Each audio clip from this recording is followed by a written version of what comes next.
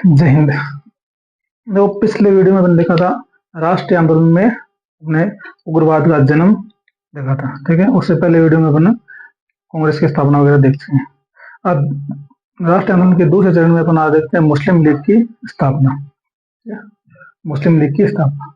अब तो मुस्लिम लीग की स्थापना के पीछे उद्देश्य क्या था?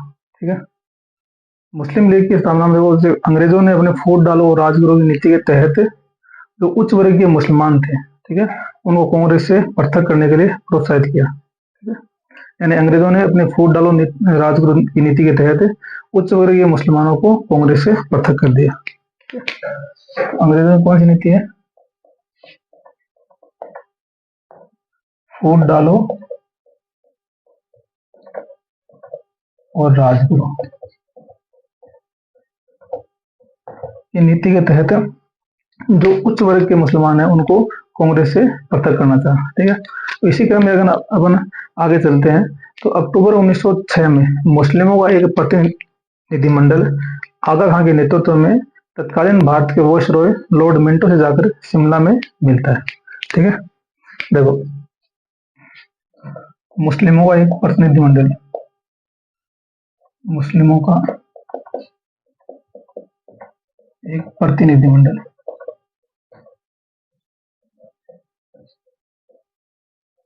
अक्टूबर 1906 में, ठीक है, तत्कालीन भारत के वायसरॉय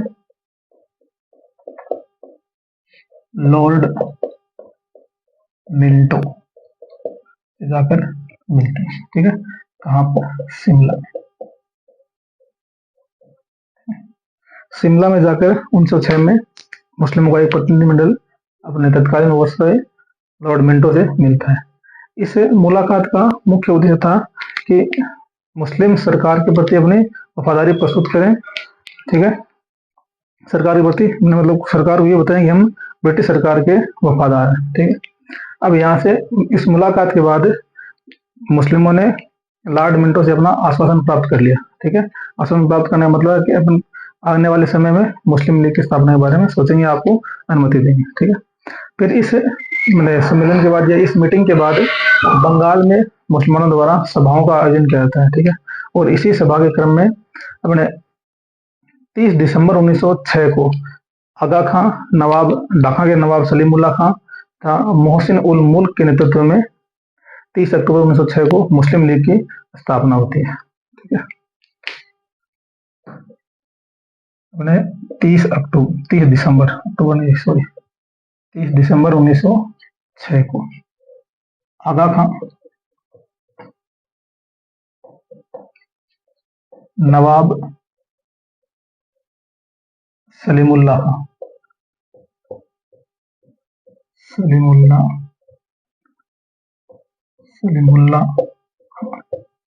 ये ढाका के नवाब थे। ठीक है, और एक मोहसिन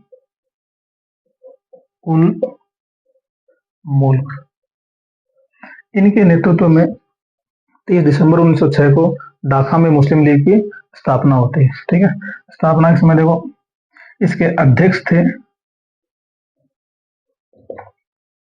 आगा खां तथा मुस्लिम लीग के संस्थापक माने जाते हैं ढाका के नवाब सलीमुल्लाह खां। ठीक है, इस प्रकार तत्कालीन बंगाल में तो बंगाल की राजधानी ढाका, वहां पर मुस्लिम लीग की स्थापना होती है। अब देखो, मतलब मुस्लिम लीग की स्थापना का मुख्य उद्देश्य क्या था? ठीक है, तो मुस्लिम लीग की स्थापना के मुख्य उद्देश्य में 3 उद्देश्य थे। पहला था कि मुसलमानों को ब्रिटिश सरकार के प्रति अपनी निष्ठा बढ़ाना। ठीक है, यानी मुसलमानों को यह जाहिर करना था कि ब्रिटिश सरकार के समक्ष कि हम आप में निष्ठा रखते हैं, आप में विश्वास रखते हैं। दूसरा यह था कि मुसलमानों के राजनीतिक अधिकारों की रक्षा करना, यानी भारत में मुसलमानों के जो राजनीतिक अधिकार हैं उनकी रक्षा करना। ठीक है, तीसरा यह था कि मुसलमानों में जो अन्य संप्रदायों के प्रति जो उत्पन्न असहिष्णुता है उसको नष्ट करना या उसको रोकना। ठीक है, देखो, मुस्लिम लीग की स्थापना का उद्देश्य, मुस्लिम लीग की स्थापना का उद्देश्य, पहला उद्देश्य क्या है? देखो, पहला उद्देश्य यह है कि ब्रिटिश सरकार में अपनी निष्ठा बढ़ाना। यानी सरकार के प्रति निष्ठा बढ़ाना। दूसरी देखो, दूसरी क्या है, मुसलमानों के राजनीतिक अधिकारों की रक्षा करना। यानी मुस्लिमों के राजनीतिक अधिकारों की रक्षा करना, अधिकारों की रक्षा करना। तीसरा ये था कि जो मुसलमानों में अन्य संप्रदायों के प्रति जो असहिष्णुता है उसको रोकना है, उसको समाप्त करना। ठीक है, तो मुस्लिमों में अन्य संप्रदायों के प्रति उत्पन्न असहिष्णुता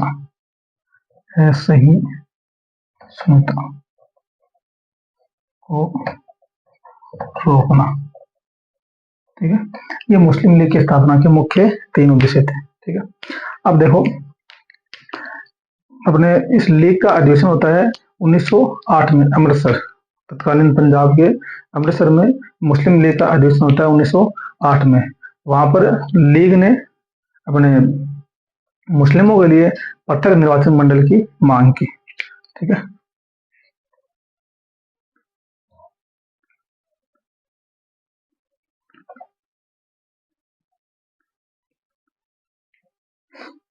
तत्कालीन पंजाब के अमृतसर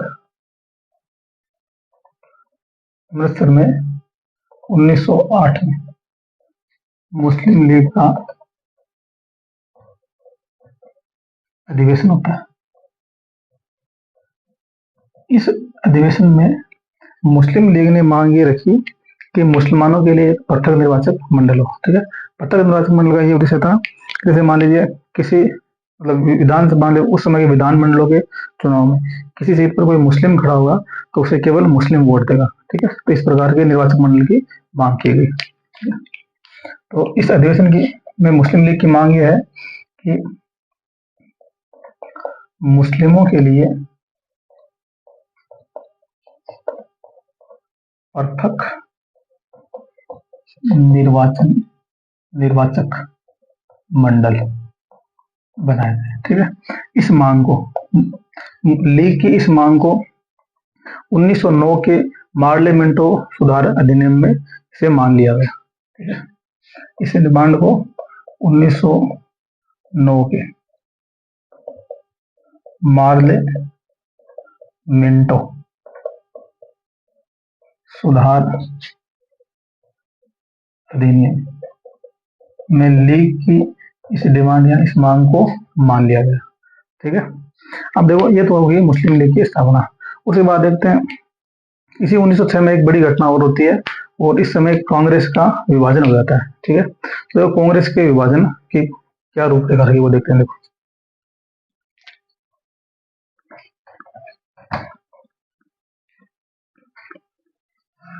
कांग्रेस का विभाजन,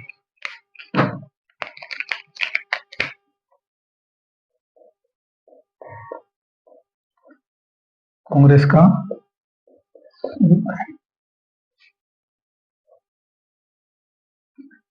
देखो कांग्रेस का कलकत्ता अधिवेशन होता है 1906 में। इस अधिवेशन में कांग्रेस के अध्यक्ष पद को लेकर विवाद उत्पन्न हो गया उग्रवाद व उदारवादी नेताओं में। ठीक है, यानी उग्रवादी व उदारवादी नेताओं में कांग्रेस के कलकत्ता अधिवेशन 1906 में ये अध्यक्ष पद को लेकर विवाद उत्पन्न हो गया। ठीक है, लेकिन इस विवाद में अंततः अपने उदारवादी नेता दादा भाई नौरोजी को इस अधिवेशन का अध्यक्ष बना दिया जाता है। ठीक है, तो देखो क्या होता है, कांग्रेस का कलकत्ता अधिवेशन, ये अधिवेशन 1906 ईस्वी का है। ठीक है, इसमें क्या हुआ कि उदारवादी व उग्रवादी नेताओं में अध्यक्ष के पद को लेकर विवाद उत्पन्न हो गया। उदारवादी व उग्रवादी नेताओं में, उग्रवादी यानी गर्मपंथी, उग्रवादी नेताओं में अध्यक्ष पद को लेकर, अध्यक्ष पद को लेकर विवाद उत्पन्न, ठीक है। इस विवाद के बाद अंततोगत्वा यानी अंत में इस अधिवेशन का अध्यक्ष उदारवादी नेता दादा भाई नौरोजी अध्यक्ष बनते हैं, ठीक है। लेकिन इसमें उग्रवादी थोड़े शांत हो गए। शांत होने का कारण था कि उग्रवादी यानी गर्मपंथी, गर्मपंथियों ने इस अधिवेशन में अपने 4 प्रस्ताव पास करवा लिए थे, ठीक है। पहला प्रस्ताव है स्वदेशी आंदोलन को लेकर, दूसरा है बहिष्कार आंदोलन को लेकर, तीसरा है राष्ट्रीय शिक्षा को लेकर और चौथा है स्वशासन, ठीक है। तो इस अधिवेशन में गर्मपंथी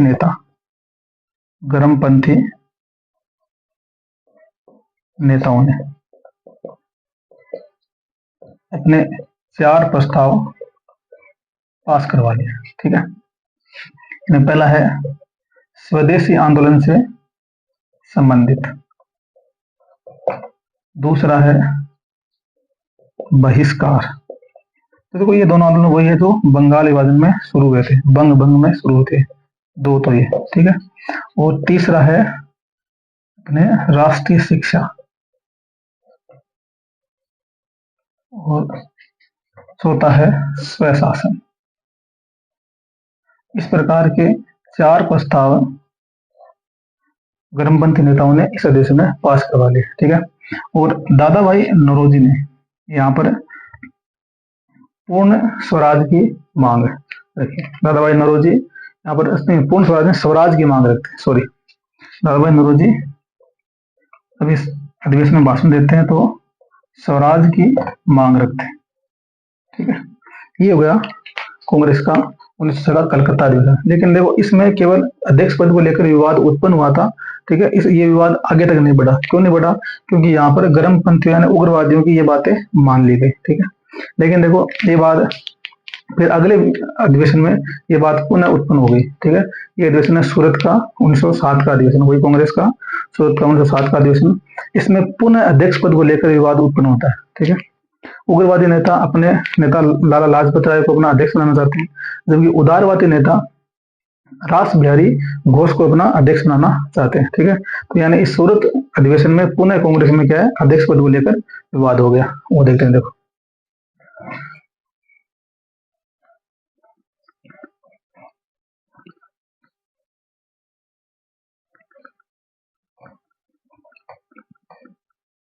कांग्रेस का सूरत अधिवेशन।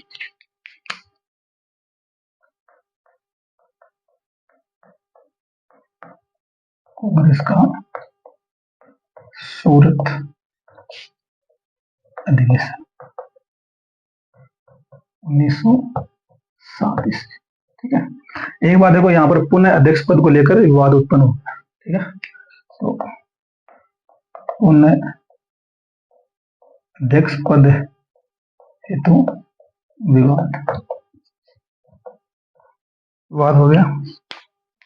तो वो उदारवादी नेता है, वो चाहते हैं कि इस अधिवेशन के अध्यक्ष बने दादा भाई रास बिहारी घोष, और जबकि उग्रवादी नेता है यानी गर्मपंथी नेता है, वो चाहते हैं कि लाला लाजपत राय इस अधिवेशन के अध्यक्ष बने, ठीक है।